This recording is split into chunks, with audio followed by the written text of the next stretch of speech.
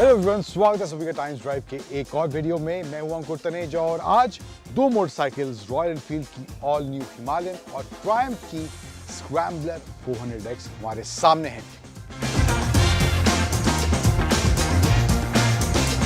अब इन दोनों मोटरसाइकिल्स में बहुत कुछ अलग होने के साथ साथ बहुत चीजें ऐसी हैं जो इनको आमने सामने रखती हैं, एक दूसरे का कंपटीशन इनको बनाती हैं।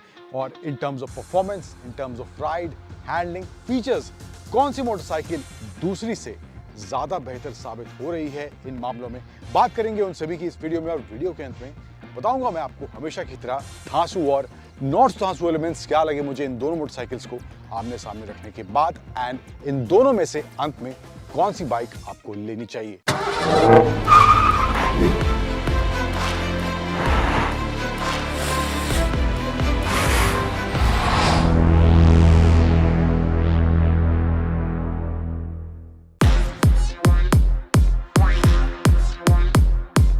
अब शुरुआत थोड़ा जो है इनके डिजाइन और फीचर वाले एलिमेंट से करते हैं।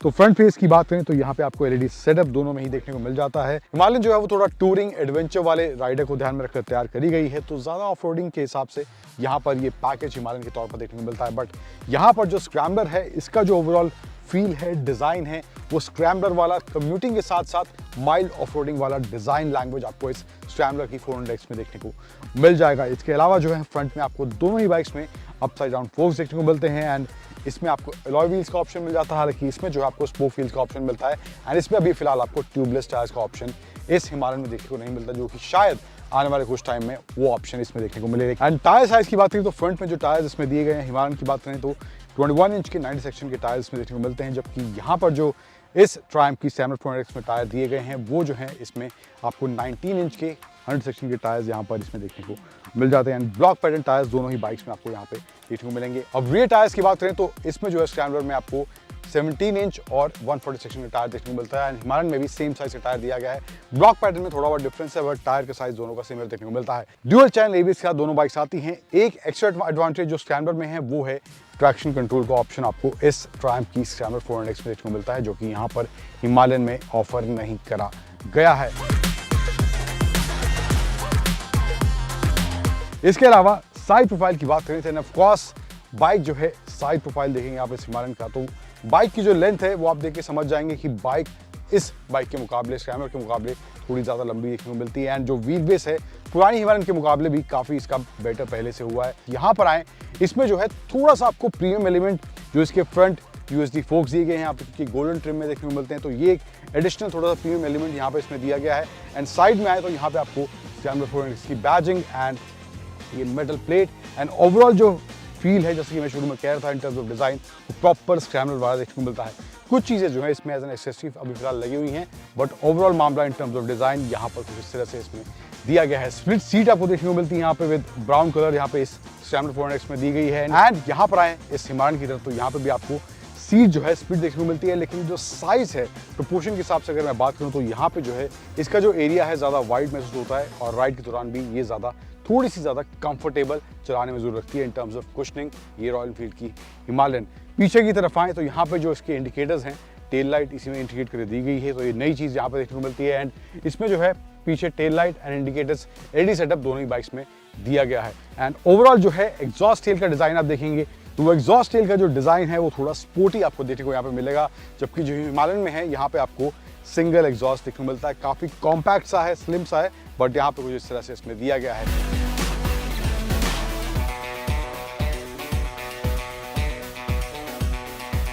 अब फीचर्स की बात करें तो जैसे कि मैंने आपको बताया ड्यूअल चैनल एबीएस दोनों बाइक्स में आता है। ट्रैक्शन कंट्रोल जो है आपको इस स्क्रैम्बलर में मिलता है, जो कि हिमालयन में आपको नहीं मिलता, लेकिन यहाँ पर जो है फीचर्स को लेकर थोड़ी सी हिमालयन आगे चली जाती है, जो है इसके इंस्ट्रूमेंट क्लस्टर को लेकर या कहें कि राइडिंग मोड्स को लेकर।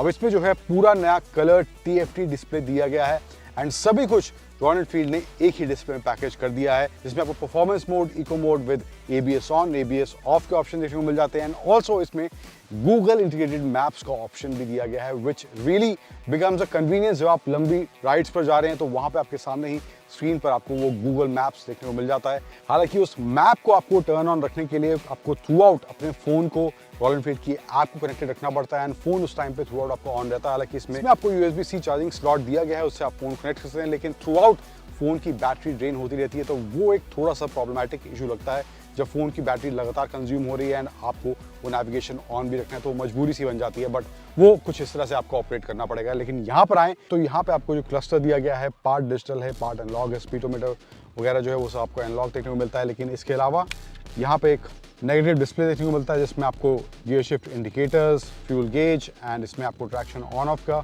ऑप्शन दिया गया है, वो आप यहाँ से ऑन ऑफ कर सकते हैं। And also ABS on off का जो ऑप्शन दिया गया है वो भी आप कंट्रोल कर सकते हैं। यहाँ पे आपको जो आई बटन दिया गया है, इससे आप वो सब फीचर्स इसके एक्सेस कर सकते हैं।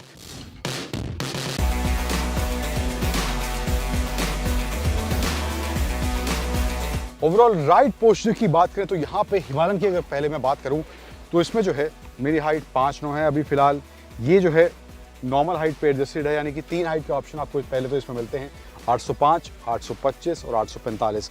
सो 825 जो है वो स्टैंडर्ड इसकी सीट हाइट है, लेकिन 845 तक आप उसको इंक्रीज कर सकते हैं। एंड अगर आपको 805 करानी है तो आप सर्विस सेंटर में जाके वो भी अलग से सीट आती है, तो वो भी एक ऑप्शन रॉयल एनफील्ड ने इस हिमालयन के साथ रखा है। बट मेरी हाइट के हिसाब से 5'9" एवरेज हाइट है, तो यहाँ पर दोनों पैर टिपटो हो रहा है, बट ईजिली मैं यहाँ पे बैलेंस बाइक को कर पा रहा हूँ। तो दिक्कत मुझे इस 825 के हिसाब से यहाँ पर देखने को नहीं मिल रही है। तो अब इसकी जो हाइट है 835 मिलीमीटर है, टिपटो हो रहा है बट थोड़ा सा ज़्यादा कंपेयर टू हिमालयन 825, 835, 10 मिलीमीटर का फ़र्क है।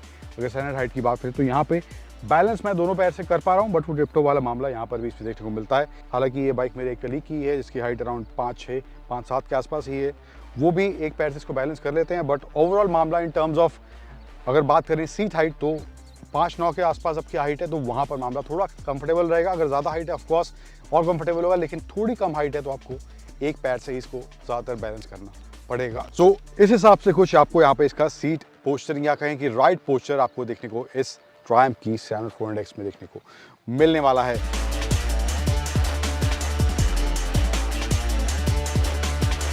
बट ओवरऑल अगर बात करें कुछ फीचर्स की, यस ट्रैक्शन कंट्रोल एक्स्ट्रा इसमें देखने को मिलता है, लेकिन इन टर्म्स ऑफ क्लस्टर की बात करूं और ओवरऑल फीचर्स की एज अ पैकेज की बात करूं तो अगर वहां पर मैं रॉयल एनफील्ड की हिमालयन की बात करूं, क्योंकि उसमें जो सिंगल एक इंस्ट्रूमेंट क्लस्टर दिया गया है सभी को जिसमें इंटीग्रेट करा गया है, उसके मोड्स वगैरह, मैप्स वगैरह सब कुछ वहीं देखने को मिलता है एंड वो कलर्ड डिस्प्ले दिया गया है, तो वहां पर मुझे लगता है थोड़ी सी आगे हिमालयन जरूर दिखाई पड़ती है।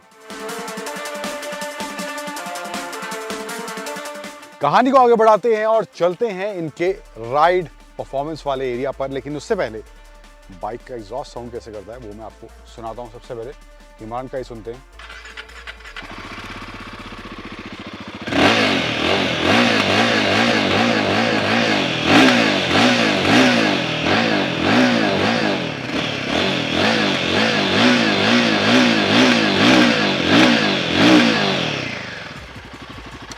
Let's hear the exhaust of this Scrambler 400X.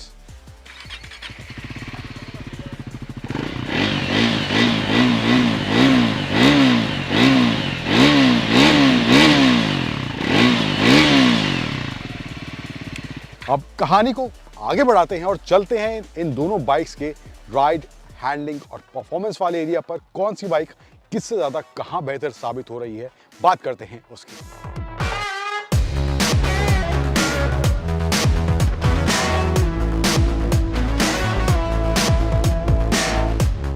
अब इनिशियल एक्सलेरेशन की बात करें अगर रॉयल एनफील्ड की नहीं हिमालयन की, तो वहां पर आपको थोड़ा सा कम इनिशियल एक्सलेरेशन देखने को मिलेगा। लेकिन इस बाइक के जो मेन एरियाज हैं जहां पर परफॉर्मेंस को लेकर आपको ये हिमालयन निराश नहीं करेगी, वो है इसका मिड रेंज और टॉप रेंज वाला एरिया।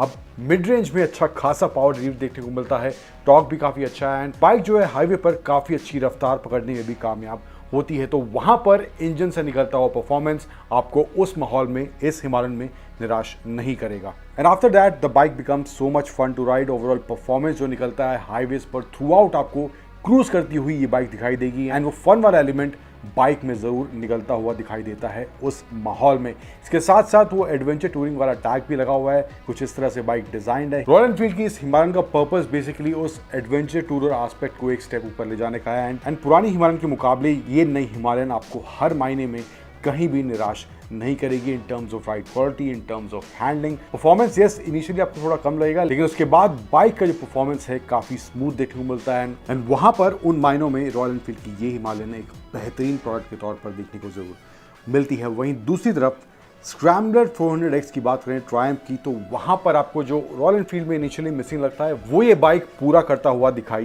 देती है। यानी कि इनिशियल जो एक्सेलरेशन है, इनिशियल जो आपको किक चाहिए होता है वो इंजन परफॉर्मेंस से वो आपको इस ट्रायम्फ की स्क्रैम्बलर 400X में देखने को मिलेगा। शुरुआत से ही बाइक तेज तर्रार महसूस होती है, परफॉर्मेंस शुरुआत से ही अच्छा देखने को मिलता है एंड उसके बाद भी बाइक जो है अच्छे से क्रूज करती हुई दिखाई देती है। थ्रू आउट आपको एक्साइटमेंट महसूस होगा इसके बाइक से जो परफॉर्मेंस निकल रहा है एंड वहां पर बाइक काफी सॉलिड महसूस होती है।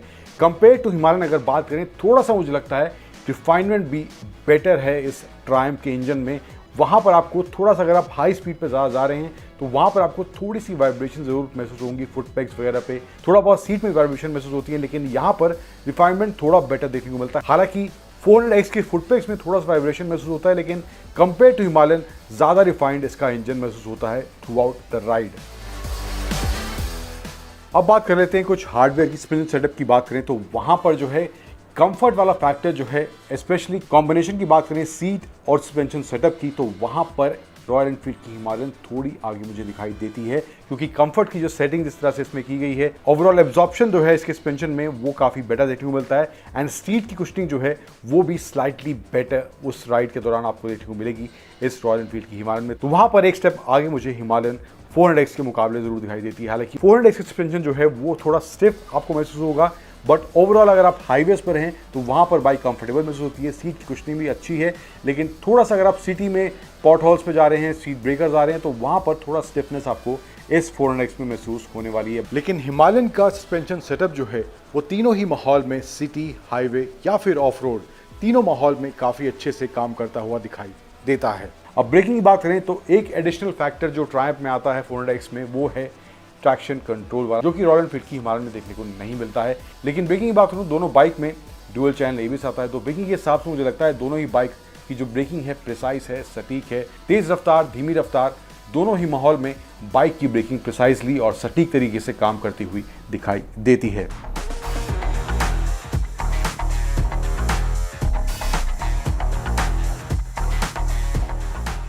अब बात करते हैं धांसू और नॉट धांसू एलिमेंट्स। इन दोनों मोटरसाइकिल्स को आमने सामने रखने के बाद मुझे क्या लगे हैं।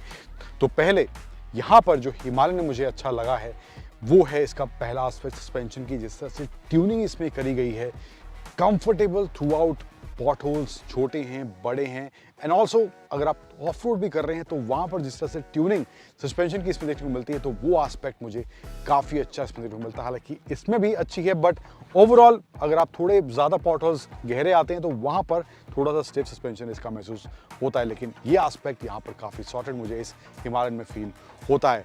अगले एस्पेक्ट की बात करें, धांसू नॉट धांसू एलिमेंट मुझे क्या लगा है, आते हैं इस स्क्रैम्बलर की तरफ। तो इंजन रिफाइनमेंट जो है वो काफ़ी स्मूथ, गियर रेशियो जिस तरह से इसमें दी गई है काफ़ी बेटर मुझे कंपेयर टू हिमालयन इस स्क्रैम्बलर की 400X में देखने को मिलती है। हालांकि इसका जो है पावर डिलीवरी जो है, ओवरऑल परफॉर्मेंस जो है वो भी काफ़ी अच्छा है, लेकिन यहाँ पर जो है रिफाइनमेंट लेवल्स इस ट्रायम्फ की स्क्रैम्बलर 400X में बेटर मुझे देखने को मिले हैं। देन फाइनल धांसू नॉट धांसू एलिमेंट्स, इन दोनों मोटरसाइकिल्स को आमने सामने रखने के बाद जो मुझे लगा है वो है इनके फीचर्स को लेके, जो कि मुझे लगता है हिमालयन में ज़्यादा features compare to scrambler 400X आपको देखने को मिलेंगे। सिंगल पॉड इसमें दिया गया है, इसमें आपको अलग अलग मोड्स देखने को मिलते हैं, उनको ABS turn on turn off करने का ऑप्शन वगैरह दिया गया है, इंटीग्रेटेड गूगल मैप्स वगैरह देखने को मिलता है एंड TFT कलर डिस्प्ले यहाँ पर दिया गया है, जो कि सभी कुछ एक ही स्क्रीन में रॉयल एनफील्ड ने देने की कोशिश करी और ऑफ कोर्स दे भी दिया है। तो ये भी एस्पेक्ट मुझे लगता है इन टर्म्स ऑफ फीचर्स थोड़ा ज़्यादा यहाँ पे हिमालयन की तरफ जाता हुआ दिखाई देता है।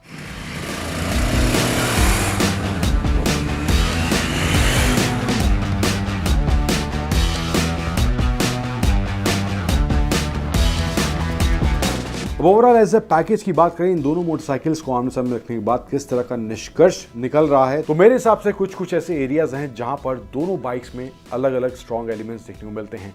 तो अगर हिमालयन की बात करें तो वहां पर आपको बेटर कंफर्ट मिल रहा है, आपके पास कुछ ऑप्शंस हैं in terms of variants, specially वो कलर को लेकर, आपके पास बेटर फीचर्स का option in terms of instrument cluster की अगर बात करें तो वहां पर ये हिमालयन थोड़ी सी आगे दिखती है। एंड इसके साथ साथ अगर आपकी स्पेसिफिक रिक्वायरमेंट बाइक को लंबी राइड्स पर ले जाने की है, वो एडवेंचर टूरिंग वाली जो इच्छा है उसको आपको पूरा करना है, तो उन मायनों के हिसाब से मुझे लगता है रॉयल एनफील्ड की ये हिमालयन एक बहुत ही बेहतरीन प्रोडक्ट है। वहीं ट्रायम्फ की स्क्रैम्बलर 400X की बात करें तो अगर आपकी रिक्वायरमेंट ज़्यादा सिटी के हिसाब से और अगर आप ऑन एंड ऑफ कुछ लंबी राइड्स पर भी जाना चाहते हैं और उसके साथ साथ जो पावर डिलीवरी है उसमें आप शुरुआत से कोई कॉम्प्रोमाइज़ नहीं देखना चाहते हैं, also in terms of safety थोड़ा बेटर टेक आप एक्सपेक्ट करते हैं और अपने 10-15 हज़ार रुपये बचाना चाहते हैं एंड थोड़ा बहुत माइल्ड ऑफ रोडिंग की आपकी रिक्वायरमेंट है बाइक से, तो वहाँ पर अगर आप इन पॉइंट्स को मद्देनजर रखते हुए, इन चीज़ों को ध्यान में रखते हुए कोई बाइक लेना चाहते हैं तो इन मायनों में मुझे लगता है